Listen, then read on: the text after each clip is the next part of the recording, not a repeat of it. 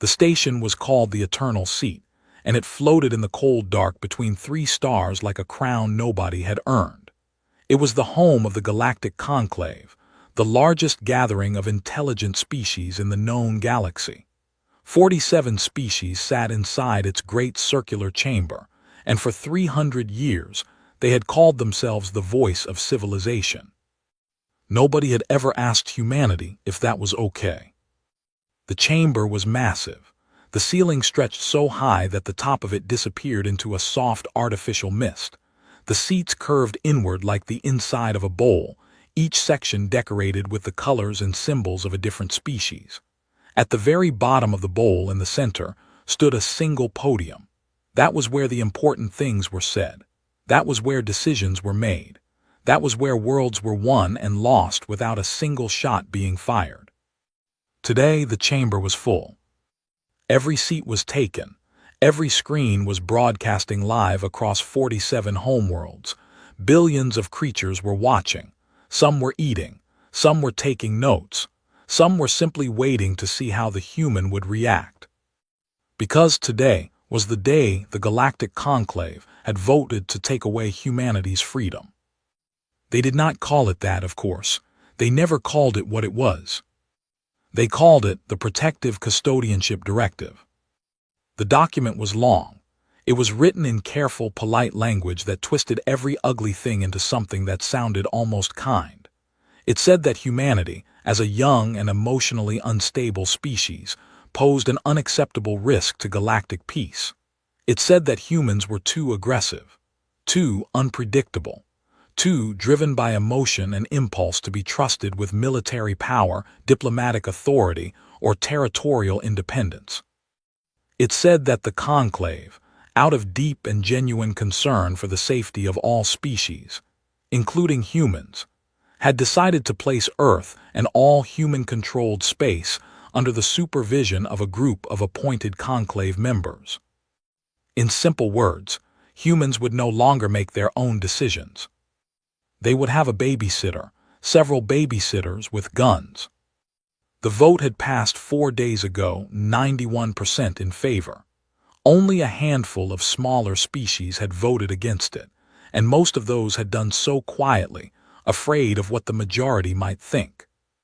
Now, the Conclave had summoned humanity's representative to the chamber so the decision could be formally announced and recorded. It was a ceremony, really. The decision was already made. They just needed a human in the room to make it official. They expected tears, maybe, or anger which would only prove their point, or perhaps a long, desperate speech that everyone would ignore. That was how these things usually went. They did not expect Commander Sira Voss. She walked into the chamber alone. No assistants, no guards, no diplomatic team walking behind her in neat uniforms carrying briefcases. Just her. One woman in a plain gray uniform with no medals, no rank pins, no decorations of any kind. She was of average height, with short dark hair and brown skin, and she walked like someone who had all the time in the world and no interest in wasting it. The murmur that ran through the chamber was immediate. Delegates leaned toward each other. Translators whispered into earpieces. Several species who communicated through color flushed through 3 or 4 shades in a single second. The Kreth ambassador, a tall, hard-shelled creature with 6 eyes and a reputation for cruelty, watched her with 4 of them, his other 2 scanning the entrance behind her as if expecting more humans to follow. None did. Sira walked to the small table assigned to the human delegation. It was placed below the curve of the chamber bowl, facing the podium, positioned in a way that made the person sitting there feel small. That was intentional. She sat down. She looked at the table. There was a glass and a small pitcher of water placed there as a formal gesture of hospitality. She picked up the pitcher and poured herself a glass. She drank slowly, looking around the room with an expression that was not angry, not afraid, and not impressed. The lead speaker of the conclave, a pale, thin creature named Vale, who belonged to a species called the Sorn, cleared his throat and began. His voice came out smooth and practiced, The way voices always sound when someone has rehearsed what they are going to say 100 times. He spoke for 11 minutes. He explained the directive. He used phrases like "for the benefit of all" and "in the interest of long-term stability," and a temporary measure to ensure the safety of developing species. He said the word protection 14 times. He said the word dangerous only once, but he said it clearly, and he looked directly at Sira when he said it. Sira listened to all of it. She did not shift in her seat. She did not clench her jaw. She did not do anything that could be read as a reaction. She just listened, her hands resting flat on the table, her face calm and still. When Vale finished, he folded his hands and looked at her. There was a formal part of the ceremony where the representative of the affected species was allowed to speak. It was mostly decorative. Nobody expected it to change anything. But protocol was protocol, and the conclave prided itself on following protocol. "Commander Voss," Vale said, his translated voice gentle in the way that a person's voice gets gentle when they are delivering bad news to someone they have already decided cannot stop them. "On behalf of the Galactic Conclave, the directive has been formally entered into record. You are, of course, permitted to respond." The chamber was very quiet. Sira looked at Vale for a moment. Then she looked slowly around the room, not nervously, but deliberately, the way someone looks at a room when they are making a mental map of it. Her eyes moved from species to species, from face to face, from those with eyes to those without. She did not rush. Then she spoke. Her voice was not loud. It was not shaking. It was level and clear, and because of the chamber's design, it reached every corner perfectly. "Protection," she said. She paused. "You said protection." Another pause. She picked up her glass and took one more slow sip of water. "From who, exactly?" The question landed in the silence like a stone dropped into still water. It sent rings outward in every direction. It was such a simple question, 3 words, and yet something about the way she said them, not with panic, not with outrage, but with what could only be described as genuine, quiet curiosity, made the chamber feel different. Smaller somehow, like the ceiling had dropped a few meters without anyone noticing. Vale blinked his 4 horizontal eyelids in sequence, which was his species' version of being caught off guard. "The directive exists too," he began. "I heard the directive," Sira said, not rudely, not harshly, just factually. "I'm asking a different question." She set her glass down carefully and looked at him. "Who are you protecting us from?" Nobody answered. Several delegates looked at each other. The Kreth ambassador's 4 watching eyes narrowed. A small creature near the back of the chamber made a sound that its species made when it was uncomfortable. Sira did not fill the silence for them. She simply waited, her hands still flat on the table, her expression still calm, giving the entire galactic conclave, 91% of whom had just voted to take away her species' freedom, the opportunity to answer a 3-word question. They couldn't, because the truth was sitting right there in the middle of the room, and everyone in that chamber could feel it, even if none of them were willing to say it out loud. They were not afraid of what might hurt humanity.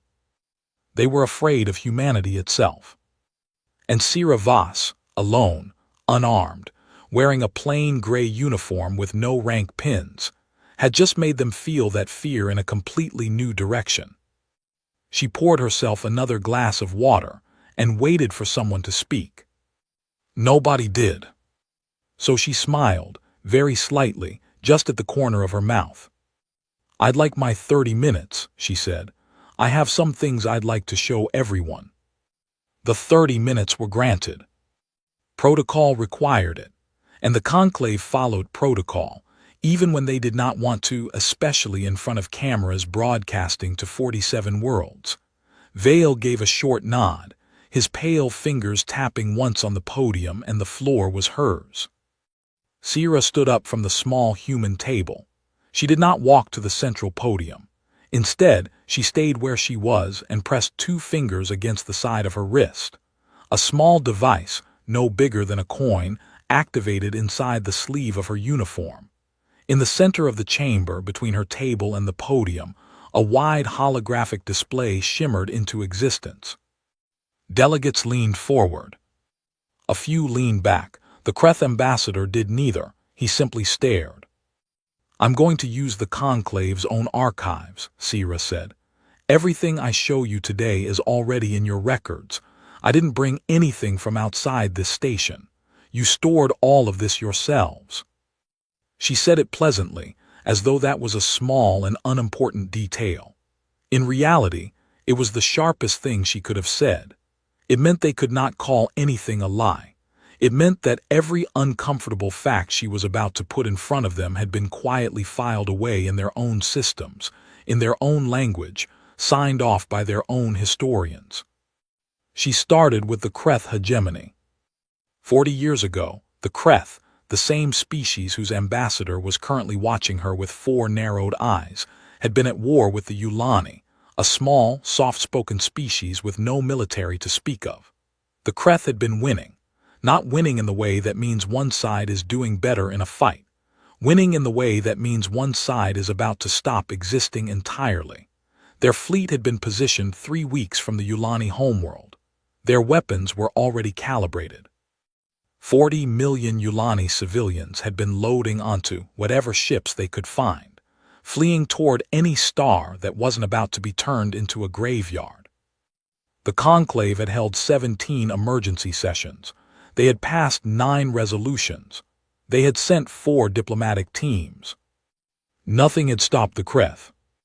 Then a single human carrier group had dropped out of faster-than-light travel directly between the Kreth fleet and the Yulani homeworld. One carrier group, not an armada, not a coalition force with 47 flags on the hull. Just humans, arriving alone, parking their ships in the path of an advancing war machine, and broadcasting on every available channel a message that was 11 words long. "Turn around, we are not asking, you have 1 hour." The hologram showed the Kreth fleet records from that day. It showed the energy readings from human weapons systems going active. It showed 40 minutes of complete silence from the Kreth command vessels. And then it showed them turning around. Every one of them. The chamber was very quiet. Sira moved on without comment. She pulled up the file on the Orvan plague, a synthetic biological weapon that had been released, probably by accident, in the Orvan colonial systems 12 years ago. The Orvan were a species of great engineers, but their medical science was behind most others in the conclave. The plague was spreading fast. The conclave's medical committees had sent their best teams and returned with careful, detailed reports explaining exactly why the plague could not be stopped. It had been stopped by one human woman named Dr. Priya Osai, working in a temporary lab she had built herself on a quarantined Orvan station. She had worked for 22 days with almost no sleep.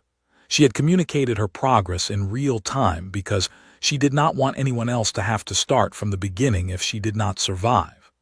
On day 22, she had sent a short message to the Orvan Medical Council. "I think I have it. Give me 6 more hours."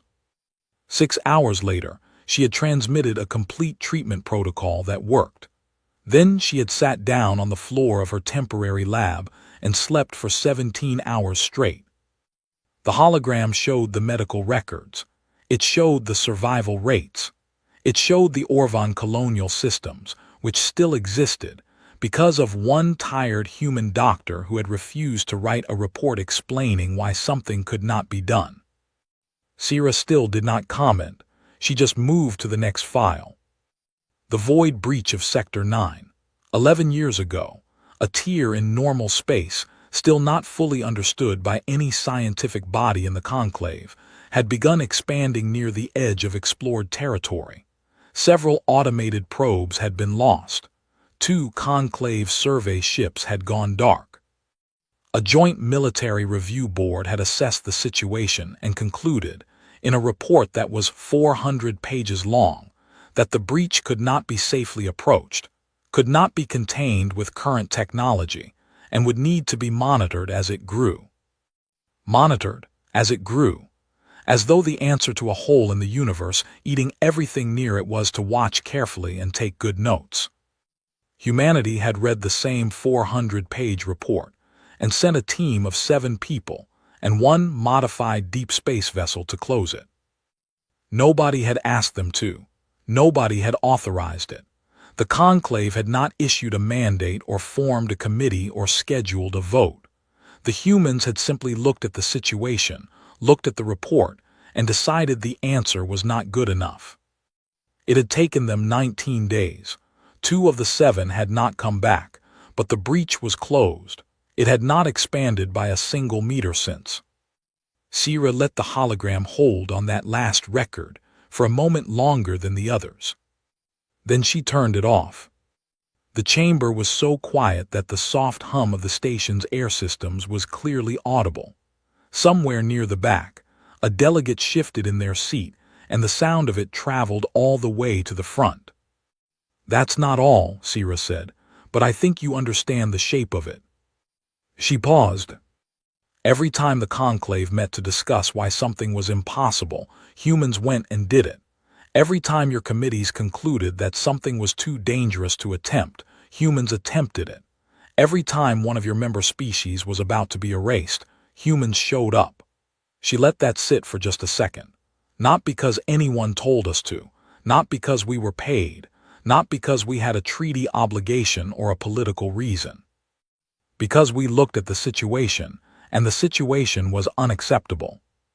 She looked around the room slowly. That is the species you have decided needs supervision. Several delegates were very still. Others were doing the alien equivalent of refusing to make eye contact. The Kreth ambassador's 4 watching eyes had not moved from her face. Then Sierra did something nobody expected. She turned the hologram back on.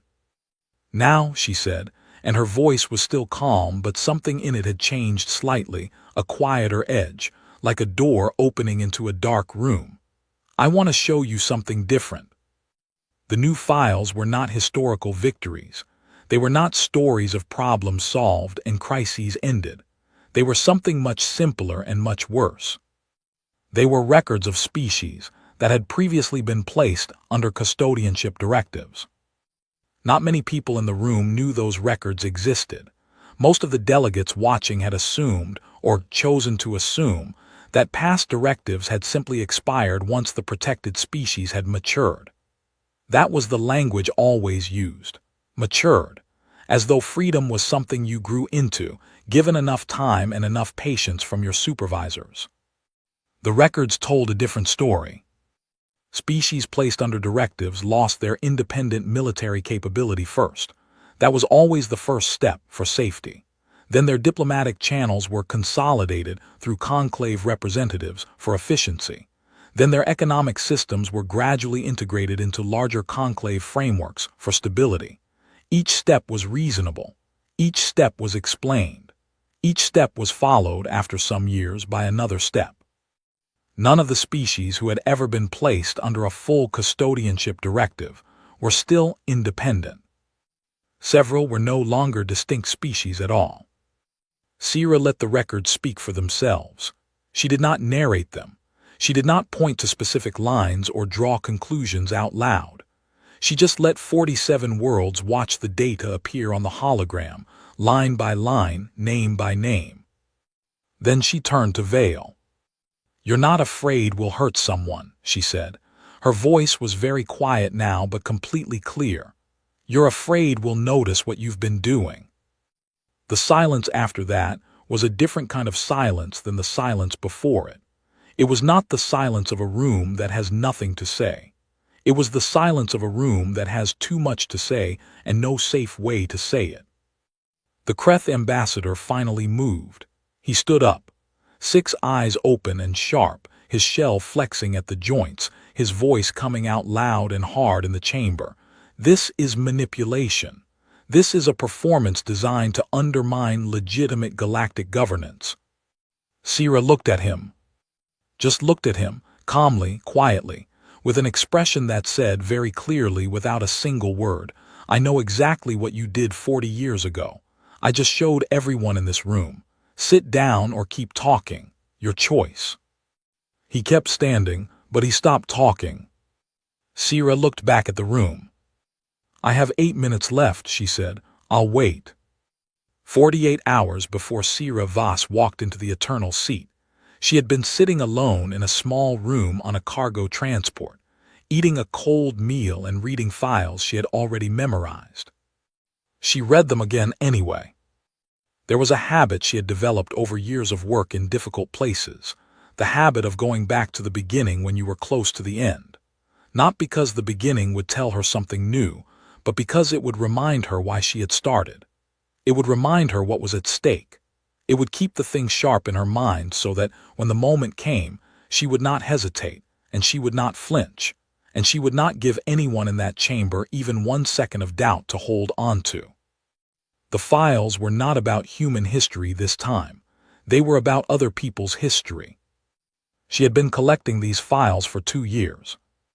There were 6 species she had been watching. 6 species that were currently sitting inside the galactic conclave, casting votes, attending ceremonies, nodding politely during speeches, and quietly, steadily, losing everything. Their military units had been peacefully integrated into conclave joint forces where they held no command positions. Their trade agreements had been rewritten so many times that the original terms barely existed anymore. Their cultural broadcasts were being standardized through conclave media frameworks. Their children were being educated in conclave-approved institutions that taught conclave-approved history. They were being hollowed out, slowly, carefully, in ways that looked from the outside like inclusion. Sierra had not gone to these species as a human commander representing Earth. She had not gone with offers of protection or promises of military backup. She had gone quietly, without any official title, and she had sat across from their representatives in private rooms on neutral stations and said something very simple. "I know what's happening to you. I know you can see it. And I know you're scared to say anything because the moment you push back, they'll call it instability and tighten the grip. So I'm not asking you to push back. I'm asking you to stand up at a specific moment in a specific room at a specific time. Just stand. That's all." Some of them had needed 3 conversations before they agreed. One of them had walked out of the first meeting entirely and come back 6 weeks later. One had cried, or done the equivalent of crying in their species biology, and then agreed. All 6 had said yes. She had not told them what she planned to show in the chamber. She had not told them everything she knew or everything she intended to say. She had only told them the truth, that their standing up would mean something real, and that she would not let it mean nothing. On that same transport, 48 hours out, 3 human ships were doing something much quieter. They were parking. 3 stealth frigates, the best the human military had built in the last decade, designed to be almost completely invisible to conventional sensor arrays, had moved into position in the outer dark beyond the eternal seat. Not close enough to appear on any scan, not armed in any aggressive configuration. Just there. 3 ships, running cold, sitting in the black between the stars like held breath. They had no orders to fire. They had no orders to advance. Their job was simply to exist in that location and to know, and to let Sierra know through a passive signal every 6 hours, that they were still there. A message written in potential energy, present but unspoken. Because that was sometimes enough. Back in the chamber, Sierra's 8 remaining minutes had passed without anyone filling them. Nobody had answered her. Nobody had addressed the data still glowing in the hologram. Vale had tried twice to redirect the session back to formal proceedings, and both times the words had come out a little less steady than they were meant to. The Kreth ambassador had sat back down. Several delegates had begun quiet conversations in their own sections, which was technically against the rules of the floor, but which Vale did not have the energy to stop. When her time was officially up, Sierra sat back down at the human table. She was quiet for a moment. She looked at her hands. Then she looked up at the chamber, at all of them, the full curve of 47 species watching her or watching their screens or pretending to look elsewhere while still watching her. She pressed her wrist. Not the hologram this time. A different signal. A passive burst on a very specific frequency, encrypted in a code that only 6 people in the room would recognize. The response was almost immediate. In the Yulani section, a small, quiet delegate named Sari, who had represented her people for 11 years and had spent most of those years learning to make herself look smaller than she was, stood up. In the Orvan section, first speaker Dale rose slowly from his seat, his 4 arms folding into a posture his species only used for formal declarations. In the Tharvan section, 2 delegates stood together. In the Mizari section, 1. In the Caliph and Vorn sections, the 2 smallest species in the room, the ones who had been the quietest for the longest time, every single delegate stood up at once, which was only 6 people combined but felt like considerably more. 6 species, 12 individuals total, all standing, all at the same moment, all in silence. The effect was immediate and complete. The chamber did not go quiet, it had already been quiet. It went still, which is different. Still in the way that everything stops moving and everyone stops breathing and the air in the room seems to become something solid. Vale's mouth opened, nothing came out. Several senior conclave delegates began speaking at once, loudly, overlapping each other. The Kreth ambassador was back on his feet. 2 of the larger species' diplomatic aides were physically moving toward the floor's communication panels. The noise built fast and sharp, delegates calling across the chamber to each other, screens flickering as broadcast moderators tried to figure out what they were allowed to show. Sira sat still through all of it. She let it go for exactly 10 seconds. She counted them in her head the way she had learned to count in situations where time mattered and panic was a luxury she could not afford. 10 seconds. Then she stood up and spoke. She did not raise her voice. She did not need to. The chamber's acoustics were too good, and something in the quality of her stillness made people stop to listen in the same way that a person speaking very quietly in a loud room draws more attention than a person shouting. "I didn't come here to beg for our freedom," she said. The noise dropped. Not all at once, but quickly, species by species, section by section, like lights going out in windows across a city. "I came here to offer yours." Complete silence. She did not look at Vale. She looked at the 6 standing delegations, at Sari, who had spent 11 years making herself look smaller, and at Speaker Dale, who had his 4 arms folded in a declaration posture, and at the 12 people standing in the curved bowl of the galaxy's most powerful chamber, in front of every camera and every recording and every broadcast reaching every homeworld. "These 6 species have been under soft custodianship for an average of 30 years, Sira said. No formal directive, no official vote, just a slow and patient process that anyone in this room can trace in the archives if they're willing to look." She paused. Today, in front of everyone watching, they are choosing to say so, out loud, on record. Nobody moved. "That's not a threat," she said. "That's information. What the conclave does with it is the conclave's decision." She looked at Vale then. He had recovered slightly. He was a politician, and politicians recover, but his hands were pressed flat on the podium in a way that suggested recovery was taking some effort. "I believe," Sira said, "that the session has reached a natural pause." She sat down, picked up her water glass and finished the last of it. Outside, in the cold dark between the stars, 3 human ships sat perfectly still in the black and said nothing at all. They did not need to. The recess was called within 4 minutes of Sira sitting back down. Vale announced it in a tight, controlled voice that made it sound like a scheduled break rather than the emergency retreat it actually was. The chamber began emptying in stages, delegates standing, aides rushing, screens cutting to holding images. The 6 standing delegations finally sat back down slowly without any signal from Sira. They did not look at her. They did not need to. Sira stayed in her seat until most of the room had cleared. Then she stood, smoothed the front of her plain gray uniform, and walked toward the side corridor that led to the private meeting chambers below the main floor. She already knew where she was going. She had memorized the station layout 3 weeks ago. 2 conclave security personnel fell into step behind her before she reached the corridor. They were polite about it. They did not touch her or speak to her. They simply appeared, which was the station's way of making sure she ended up in the right room without having to say that she was being escorted rather than invited. She let them do it. She had expected it. The private chamber was smaller than she had imagined when reading the schematics, and the lighting was different from the main hall, softer, more intimate, designed for conversations that were not meant to be recorded. There was a round table with 6 chairs.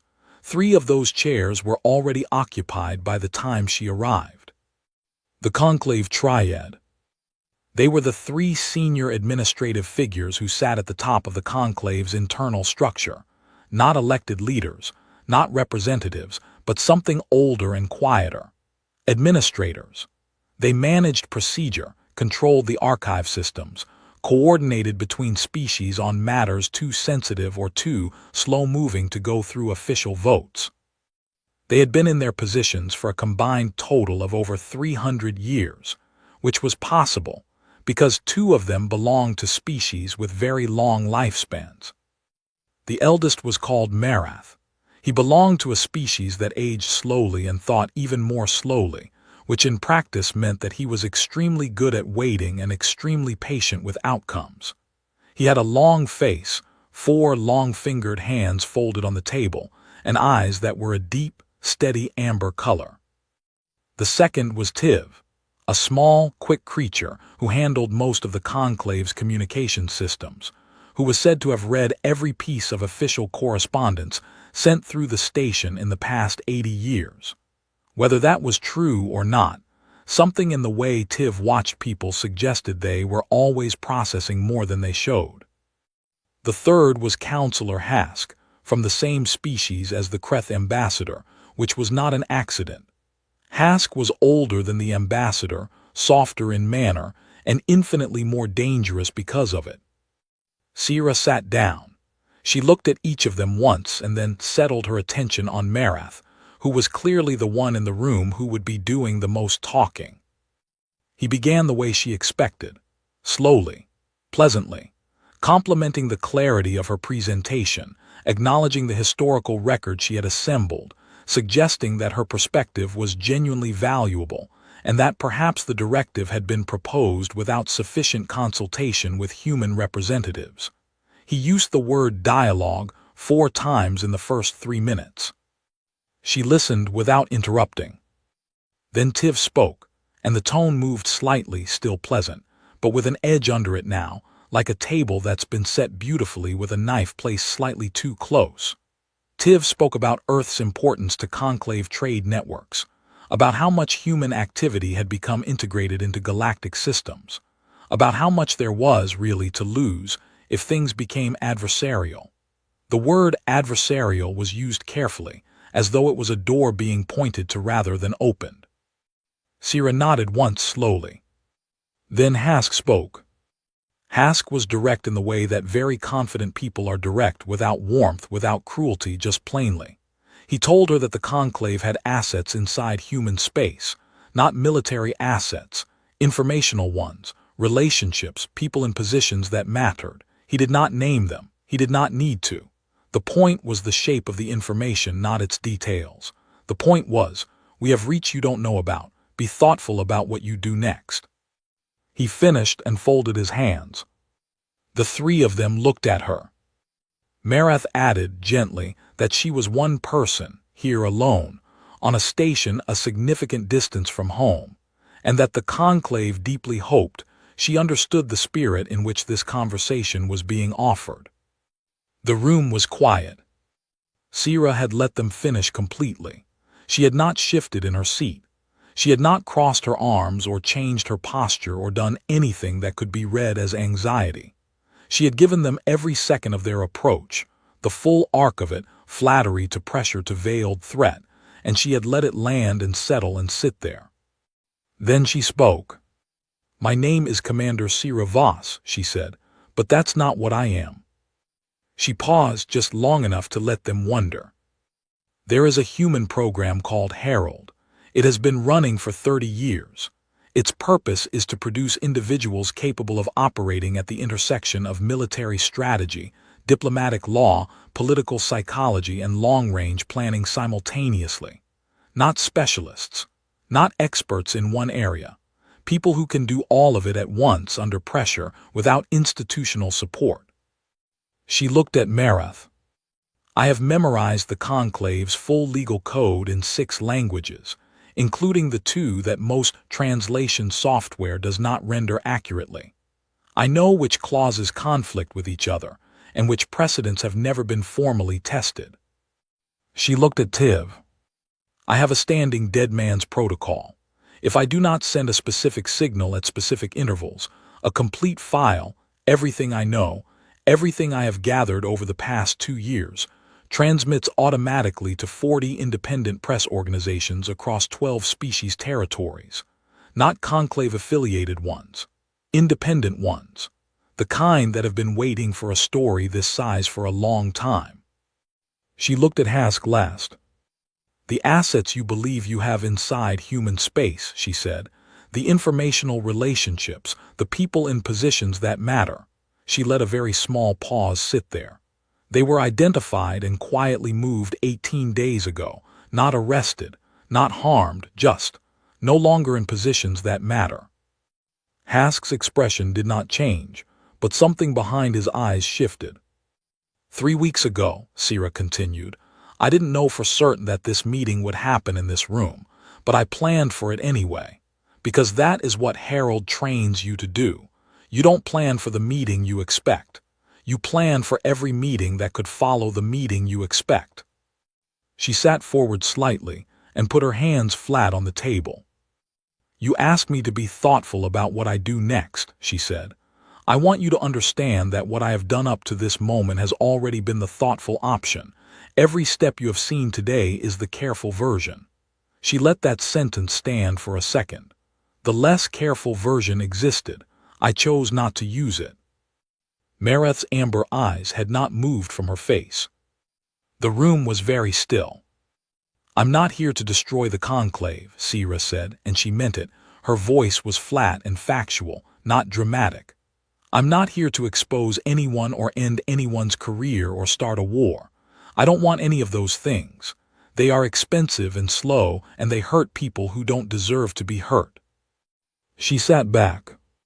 "What I want is simple. The directive withdrawn, the soft custodianships on record acknowledged and ended, a formal restructuring of Conclave membership terms to include binding protections for species sovereignty that cannot be overridden by administrative process." She paused. "And I want it done openly, on the floor, on record, in front of every camera." Marath was quiet for a long time. His 4 long-fingered hands were still folded on the table. He was doing what his species did when they were processing, going slow, going deep, calculating the full weight of something before responding. Finally he said, "You came prepared." "Yes," Sira said. "You came prepared," he said again, slower, and this time it did not sound like criticism. It sounded like something else, something adjacent to respect or at least to recognition. "Before we called you, before we voted." "The vote was not a surprise," Sira said simply. Marath looked at her for another long moment. Then he asked quietly, as though he genuinely wanted to know, "What do you want?" Sira looked at him steadily. "I just told you," she said, "all of it." The recess lasted 3 hours and 40 minutes. Nobody announced what was happening during those 3 hours and 40 minutes. The chamber was sealed. The broadcast feeds showed a holding screen with the Conclave's official seal on it. On 47 homeworlds, Billions of people sat in front of their screens and waited and argued and speculated, because the last thing they had seen before the feeds cut was 12 individuals standing up in the most powerful political chamber in the galaxy and saying, without a single spoken word, that something had been done to them that everyone was supposed to pretend wasn't happening. The Eternal Seat station feeds and internal communication logs from those 3 hours would later be classified for 12 years, when they were finally released. Researchers who spent careers on that single document described it as the most concentrated exchange of political calculation they had ever seen in one place. What the logs showed, in simple terms, was a negotiation. Not a conversation about whether things would change. That had been decided in the private room with Marath, Tiv, and Hask before the recess was halfway done. Marath had made the calculation, the same calculation that old, patient creatures always make when they have lived long enough to know the difference between a battle that can be won and a situation that can only be survived with the right choices. The directive, if it stood, would now always be attached to the data Sira had shown. Every record of its passage would carry, alongside it, the evidence of what previous directives had done. Every species in the conclave had just watched 6 of their members stand up and testify without words. Every independent press organization in 12 territories was one missed signal away from receiving a file that would take years to fully report on. The mathematics of it were not complicated, not for Marath. He had agreed within 90 minutes. The 3 hours and 40 minutes were spent on the specifics, on language, on the exact wording of the withdrawal declaration, on the process for addressing the 6 soft custodianships, on the new sovereignty protection clause, its scope, its limits, its enforcement mechanism, who would have standing to invoke it and under what conditions. These were not small details. In galactic law, the details were everything, and Sira knew the law in 6 languages and had opinions about every clause. Tiv, who had read every piece of correspondence on the station for 80 years, later said privately that in 30 years of working in conclave administration, she had never seen anyone negotiate the way Sira Voss negotiated. Not aggressive, not soft, just completely, exhaustingly precise, as though she had pre-read every proposed counterargument and already decided what she thought of it before anyone offered it. Hask said nothing on record about the meeting. When the chamber reopened and the feeds came back on, the delegates returned to their seats in a quiet that felt different from the quiet before the recess. Something had shifted in the air of the room. Not everyone knew exactly what. The details of the private meeting were not public, but everyone could read the posture of the triad when they returned to the podium, and everyone could read the way Vale stood slightly differently than he had stood 2 hours ago. Sira walked back to the human table alone and sat down. She folded her hands in front of her and looked at the podium. Marath spoke. He did not speak for long. He was concise, and he used the formal language of official conclave declarations, which was dense and patterned but unmistakable in its meaning to anyone who had spent time learning it. He said that following a period of administrative review and consultation, the Protective Custodianship Directive as proposed had been found to be procedurally inconsistent with the foundational membership accords of the Galactic Conclave, and was therefore withdrawn from the record. He said that a formal review of all existing informal supervisory arrangements, he did not call them soft custodianships, but every delegate in the room understood exactly what he meant, would begin within 30 days, conducted by an independent panel with full public reporting. He said that a new sovereignty protection clause would be entered into the conclave's foundational legal framework. He read the full clause. It was clear, and it was strong, and it used language that left very little room for the kind of patient, quiet erosion that had been happening to 6 species for decades. Then he called for a vote on whether to accept the withdrawal of the directive and the new clause. The Kreth ambassador did not stand during the vote. That was his answer. He stayed in his seat, arms crossed, shell rigid, 6 eyes forward, and said nothing. His section registered no vote, which under conclave rules counted as an abstention, which did not affect the outcome. Every other section voted in favor. Not 91% this time, more. The count was read. The declaration was entered into the official record. Vale's voice, reading the confirmation, was steady and professional. He was good at his job even when his job required him to say things he would have preferred not to say. Somewhere in the outer dark, 3 human stealth frigates registered the passive signal from Sierra's wrist device. A short, specific burst that meant, "Done. Come home," and turned around without anyone on the station knowing they had ever been there. 6 months later, on a warm evening in what used to be called Cape Town, Sierra Voss was sitting on the roof of a low building, watching the ocean turn colors as the sun went down. She had a cup of tea that had gone cold. She had been meaning to go back inside and heat it up for about 40 minutes and had not done it yet. The sky above the city was that specific shade of orange and purple that appears for only about 15 minutes at this time of year at this latitude, and she was watching it happen the way she watched most things, quietly, without wasting it. She heard footsteps on the roof access stairs and did not turn around. The young man who appeared was perhaps 26 years old. He had the look of someone who had recently been given an assignment that was more important than anything he had been given before, and was trying very hard not to show it. He was holding a data pad and a second cup of tea, which was still hot, which meant someone on the ground had told him she'd been up here a while and had been thoughtful enough to send a replacement. His name was Adele. He was a junior diplomatic analyst, 3 months into his first posting, assigned to compile the official debrief on the conclave session for Earth's Foreign Affairs Archive. He had been told the debrief was informal and that she would probably talk to him plainly, and he was trying to decide if that was better or worse than if it had been formal. He sat down across from her and offered the hot tea. She accepted it with a nod. He went through his questions carefully. He had clearly prepared them, which she appreciated. He asked about the timing of the 6-species coalition, which she answered directly. He asked about the legal preparation, which she explained briefly. He asked about the private meeting with the triad, which she described in terms he could put on record without causing more diplomatic complications than were currently necessary.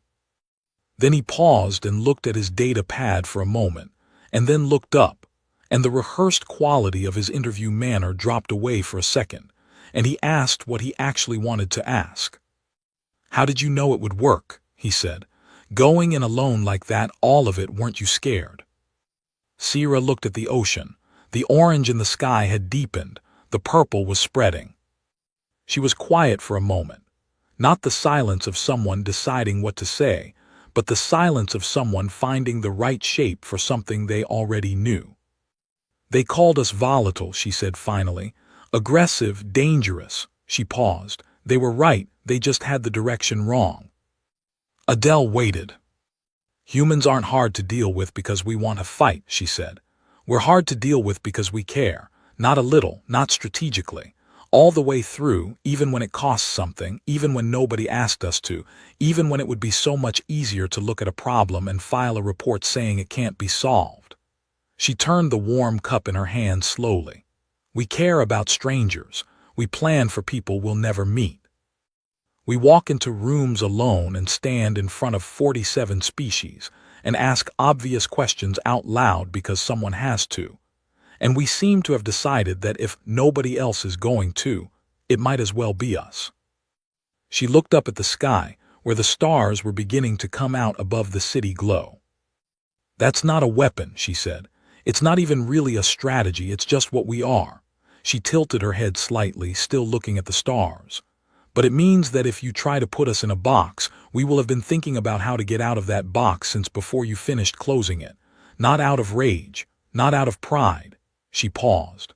"Just because the box is unacceptable and we are not built to accept unacceptable things." She stood up. The tea was almost gone. The sky was almost dark. "Write that down if you want," she said. "Or don't. It won't change what it is."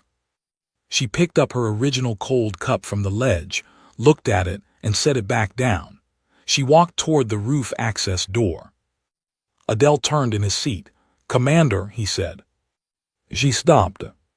He looked at her and then up at the stars and then back at her. He was trying to put something into words and not quite getting there. "Do you think they'll try again? The conclave, some version of this?" Sierra looked at him for a moment. "Probably," she said. "Something will, something always does." She pulled the door open. "That's fine," she said. "We'll still be here." She went inside. Adele sat on the roof alone for a while, his fresh tea going slowly cold, looking up at the sky that was now fully dark and full of stars. Each one a system, each system a story, each story contained